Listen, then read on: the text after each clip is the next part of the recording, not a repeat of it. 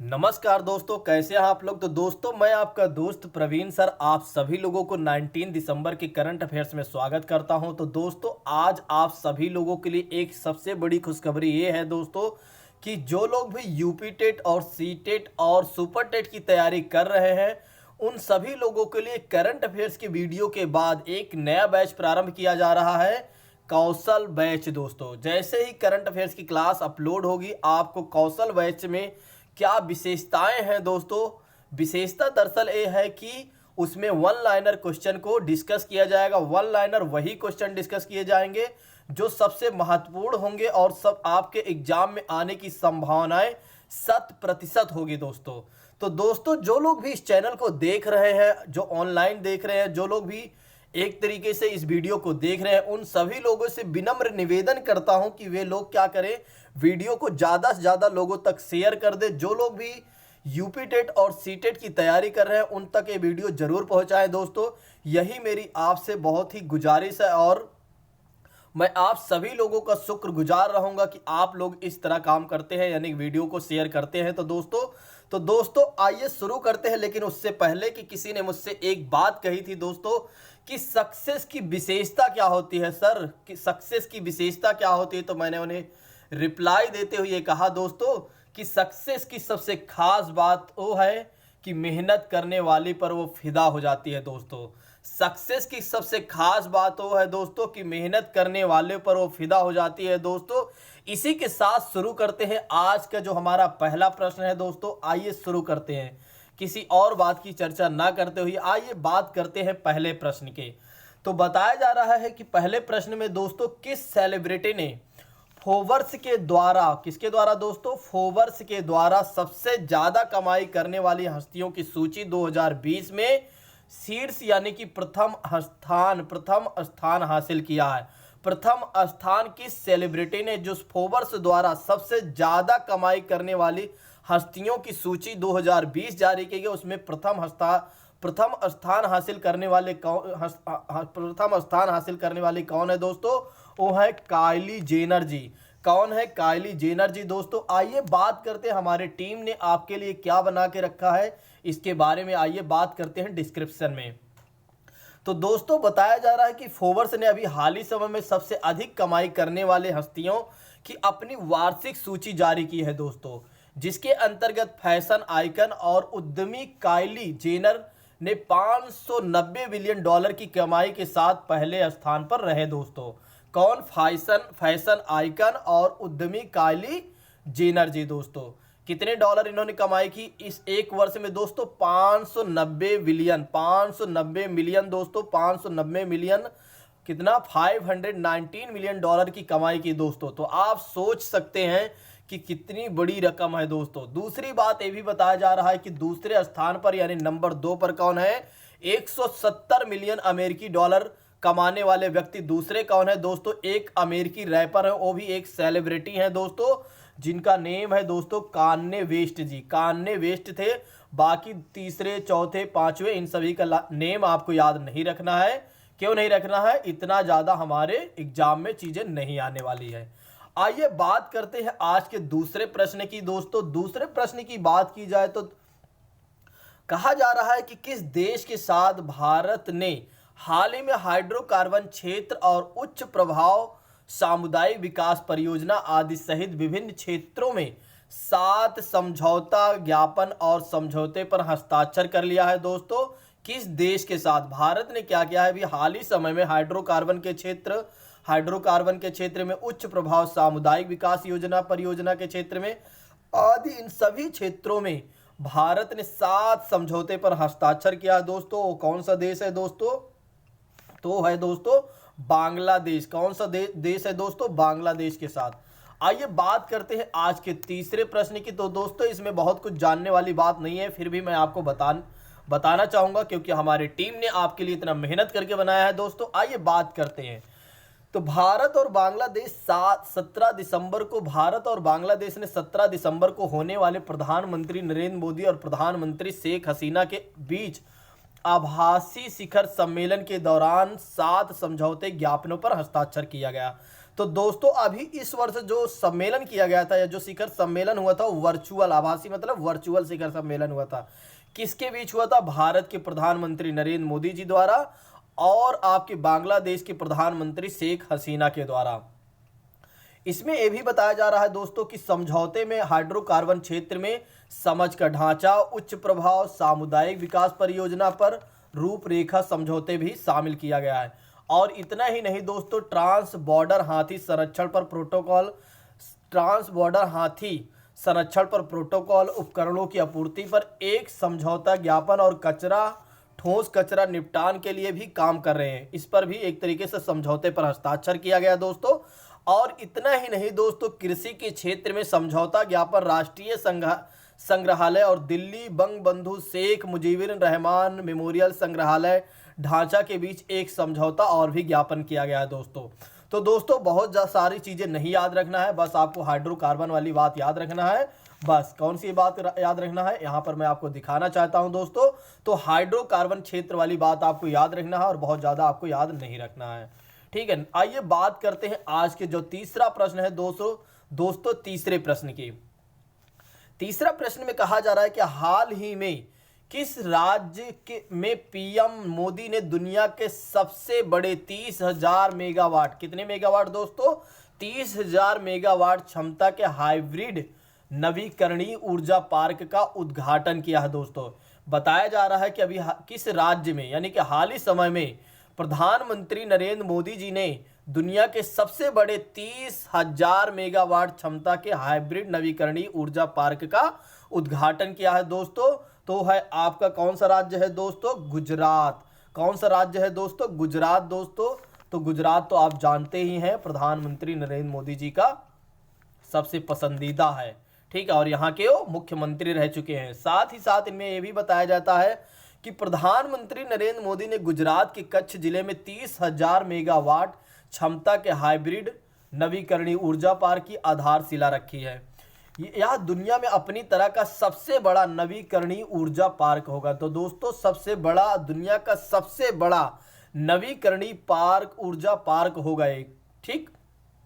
साथ ही साथ इसमें यह भी बताया गया है दोस्तों 2030 तक भारत में 450 गीगावाट और यानी कि 4,50,000 मेगावाट बिजली पैदा करने की भारत की परिकल्पना को पूरा करने में एक प्रमुख भूमिका निभाने की इसमें उम्मीद की गई है। और इतना ही नहीं दोस्तों, यह 72,600 हेक्टेयर भूमि, बंजर भूमि में फैला होगा। कितने में फैला होगा? इसका विस्तार कितने में होगा दोस्तों? तो 72,600 हेक्टेयर बंजर भूमि में इसका फैलाव होगा, जिसमें सौर ऊर्जा, पवन ऊर्जा और 49,600 हेक्टेयर। बस दोस्तों इतना, इससे ज़्यादा आपको याद रखने वाली बात नहीं है, क्योंकि ज़्यादा याद करेंगे तो कुछ भूल भी जाएंगे आप। आइए बात करते हैं आज के अगले प्रश्न, यानी कि चौथा प्रश्न। चौथा प्रश्न है आपको, तुम मुझे खून दो मैं तुम्हें आज़ादी दूंगा दोस्तों। तो तुम मुझे खून दो मैं तुम्हें आज़ादी दूंगा, इसी के साथ आप सभी लोग जल्दी से लाइक करें और सब्सक्राइब भी करते चलें दोस्तों। तो आइए बात करते हैं 23 जनवरी 2022 को। 23 जनवरी 2022 को सुभाष चंद्र बोस के 125वीं जयंती पर किस शहर में एक संग्रहालय का उद्घाटन किया जाएगा दोस्तों? किस शहर में एक संग्रहालय का उद्घाटन किया जाएगा दोस्तों? वो है कोलकाता में। कहाँ पर किया जाएगा दोस्तों? कोलकाता में किया जाएगा। कब किया जाएगा? 23 जनवरी 2022 को। और किसके उपलक्ष्य में दोस्तों? सुभाष चंद्र बोस की जयंती पर। कौन सी जयंती होगी? 125वीं जयंती होगी दोस्तों, ठीक। आइए बात करते हैं इसमें थोड़ा से और हमारी टीम ने आपके लिए क्या बनाया है। तो दोस्तों हमारी टीम ने जो आपके लिए यहाँ पर लिखा हुआ है, बिल्कुल जो मैंने आपको बताया वही चीज़ें हैं, ठीक है, और इसमें कुछ इतर जानने वाली बात नहीं है। आइए बात करते हैं आज के 5वें प्रश्न की दोस्तों। आज का जो 5वां प्रश्न, ये भी बहुत ही अच्छा प्रश्न है, बांग्लादेश पर ही है दोस्तों। कहा जा रहा है चिल्लाहाटी हल्दीबाड़ी रेल लिंक 1965 के बाद फिर से खुलने जा रहा है। देखो दरअसल क्या हुआ था कि 1965 में भारत पाकिस्तान का युद्ध हुआ, जिसके कारण चिल्लाहाटी, वैसे उस समय तो उस समय क्या था कि आपका बांग्लादेश अलग होने वाला था, पूर्वी बांग्लादेश, ठीक है, अलग होने वाला था दोस्तों। तो उसी के परिप्रेक्ष्य में यह लड़ाई हुई थी, नहीं उससे, हाँ उसके बाद ही हुई थी भारत पाकिस्तान, ठीक है। जब एक तरीके से 1965 में लड़ाई हुई थी, तो उस समय कौन प्रधानमंत्री था? लाल बहादुर शास्त्री महोदय जी थे। ठीक है, तो चिल्लाहाटी हल्दीबाड़ी रेल लिंक 1965 के बाद फिर से खुलने जा रहा है। यह रेल लिंक भारत को निम्नलिखित में से किस पड़ोसी देश के साथ जोड़ेगा? दोस्तों, बताया जा रहा है कि रेल लिंक भारत को निम्नलिखित में से किस पड़ोसी देश के साथ इसे जोड़ेगा? दोस्तों, तो होगा बांग्लादेश। कौन सा दोस्त होगा देश? बांग्लादेश। आइए बात करते हैं आज के इसके नेक्स्ट प्रश्न इसमें डिस्क्रिप्शन की बात कर लेते हैं। तो लगभग 55 साल पहले 1965 के दौरान युद्ध कट जाने के बाद, यानी कि युद्ध के दौरान कट जाने के बाद भारत और बांग्लादेश चिल्हाटी हल्दीबाड़ी रेल लिंक फिर से खोलने की तैयारी की जा रही है दोस्तों।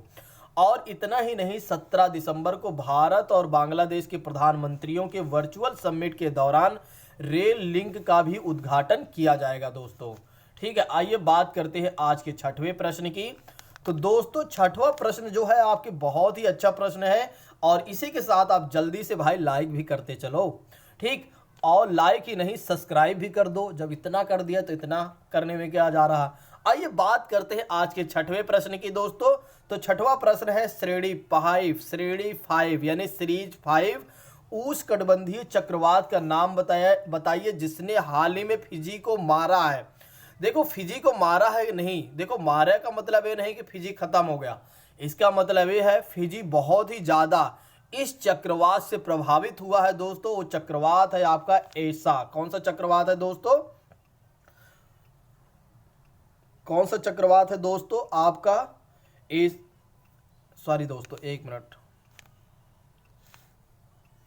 सही है। कौन सा चक्रवात है दोस्तों? आपका ऐसा दोस्तों। कौन सा चक्रवात है? ऐसा दोस्तों। ठीक है, तो अभी हाल ही समय में यानी कि फिजी जो है एक चक्रवात से प्रभावित है। उस चक्रवात का नाम क्या है दोस्तों? ऐसा। ठीक है, आइए बात करते हैं इसके डिस्क्रिप्शन की दोस्तों।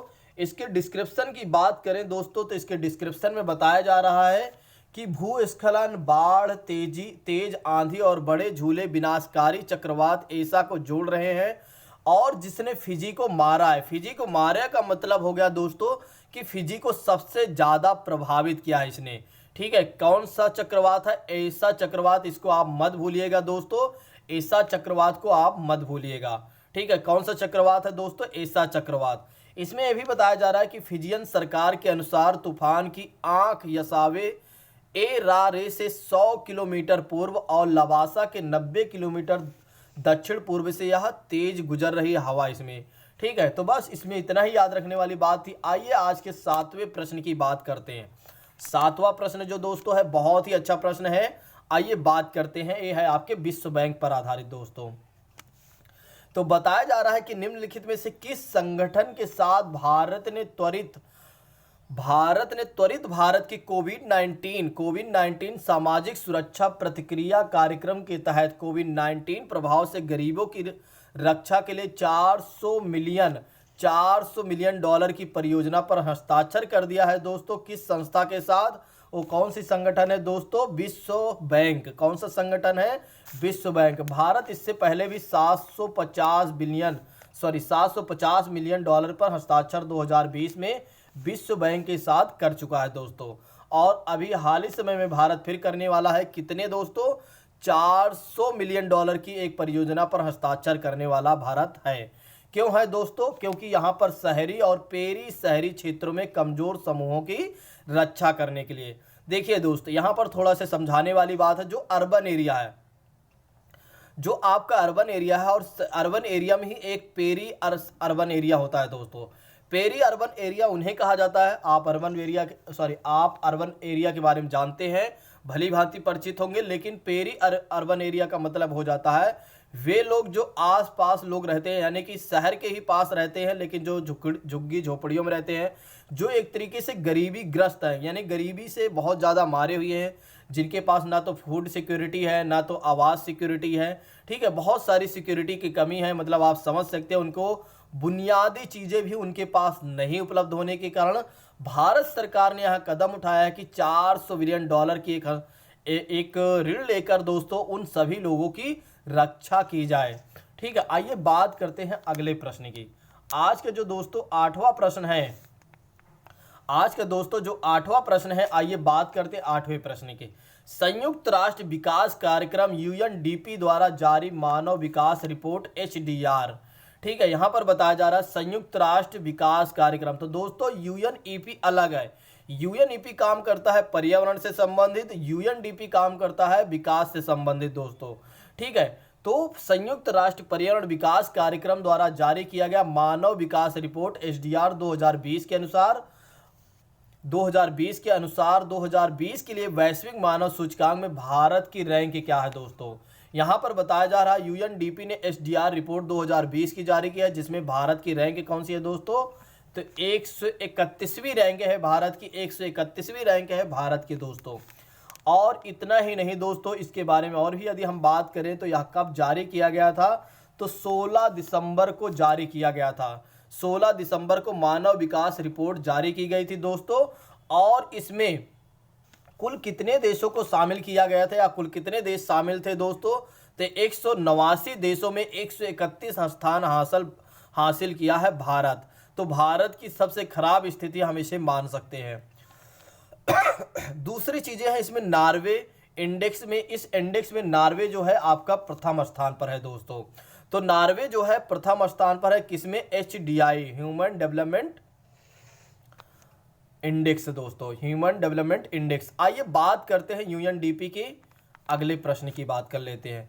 अगला प्रश्न है दोस्तों, संयुक्त राष्ट्र विकास कार्यक्रम यूएनडीपी द्वारा जारी मानव विकास रिपोर्ट एचडीआर 2020 के अनुसार वैश्विक सूचकांक में पहले स्थान पर हासिल करने वाला देश कौन सा है दोस्तों, वो है आपका नार्वे है। नार्वे ने इसमें सबसे प्रथम स्थान हासिल किया है, यानी कि सबसे अच्छी रैंक पर हासिल करने वाला कौन है दोस्तों, नार्वे है दोस्तों। तो आपको सिर्फ भारत की रैंक याद करना है, और साथ ही साथ आपको प्रथम स्थान पर आने वाले देश का नाम याद रखना है। तो दोस्तों आइए बात करते हैं आज के 10वें प्रश्न यानी कि लास्ट प्रश्न की बात करते हैं। नाना अकुफो अडो को निम्नलिखित में से किस देश के दूसरे कार्यकाल के लिए राष्ट्रपति के लिए नियुक्त कर दिया गया है दोस्तों। अभी हाल ही समय में क्या हुआ, नाना अकुफो आडो को किस देश में यानी कि दूसरे कार्यकाल के लिए राष्ट्रपति के रूप में इन्हें नियुक्त किया गया है दोस्तों। वो देश है आपका दोस्तों, आपका है घाना दोस्तों। कौन सा देश था दोस्तों, घाना देश है। कौन सा देश है, घाना। ठीक है, तो घाना के दूसरी बार राष्ट्रपति नियुक्त किए गए हैं। ठीक है, पर इनका कार्यकाल पहली बार हुआ, कार्यकाल के बाद दूसरे कार्यकाल में इन्होंने चुनाव फिर जीता दोस्तों, इनके बारे में बताया जाता है। फिर उसके बाद इन्हें दूसरी बार राष्ट्रपति के लिए नियुक्त किया गया है, यानी कि निर्वाचित किए गए हैं इन्हें। कौन है, नाना अकुफो और अडो। आप लोगों से एक प्रश्न है दोस्तों, घाना के बारे में बेसिक जानकारी आप हमें कमेंट बॉक्स में जरूर बताइएगा। यहाँ की मुद्रा क्या है, बेसिक जानकारी में आप इतना ही बता दीजिए, फिर भी मैं समझ जाऊंगा कि आप लोग पढ़ाई कर रहे हैं। तो दोस्तों आइए आज के क्वेश्चन ऑफ द डे की बात करते हैं, लेकिन उससे पहले कि जो आपके 18 दिसंबर के करंट अफेयर्स में क्वेश्चन पूछा गया था उसका भी हम डिस्कशन करेंगे। यूएनईपी की बात करें तो पूछा गया था यूएनईपी का मुख्यालय कहाँ पर है दोस्तों। यूएनईपी का मुख्यालय है आपका नैरोबी में दोस्तों। यूएनईपी का मुख्यालय कहाँ पर है, नैरोबी में दोस्तों। तो दोस्तों आज का जो प्रश्न है, फिजी की राजधानी क्या है। ठीक है, फिजी की राजधानी क्या है, आप लोग कमेंट बॉक्स में हमें जरूर बताइएगा। तो दोस्तों आज के लिए बस इतना ही रखते हैं। थैंक यू सो मच दोस्तों, जय हिंद।